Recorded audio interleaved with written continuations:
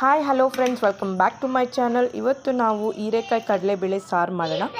ಮೊದಲಿಗೆ ಕುಕ್ಕರ್ಗೆ ಸ್ವಲ್ಪ ಆಯಿಲ್ ಹಾಕ್ಕೊಂಡು ಇದಕ್ಕೆ ಈರುಳ್ಳಿ, ಕರಿಬೇವು, ಟೊಮ್ಯಾಟೊ, ಸ್ವಲ್ಪ ಇದಕ್ಕೆ ಕಲ್ಲುಪ್ಪು, ಸಾಫ್ಟಾಗಿ ಟೊಮ್ಯಾಟೊ ಎಲ್ಲ ಬೇಯಬೇಕಲ್ವ, ಅದಕ್ಕೆ ಸ್ವಲ್ಪ ಕಲ್ಲುಪ್ಪು ಹಾಕ್ಕೊಳ್ಳಿ. ಚೆನ್ನಾಗಿ ಬೇಯುತ್ತೆ. ಆಗ ನಾವು ಸಿಪ್ಪೆ ಬಿಡಿಸಿರುವಂತಹ ಹೀರೆಕಾಯಿನ ಹಾಕ್ಕೊಳ್ಳಿ. ಹೀರೆಕಾಯಿನ ಹಾಕ್ಕೊಂಡು ಸ್ವಲ್ಪ ಫ್ರೈ ಮಾಡ್ಕೊಳ್ಳಿ.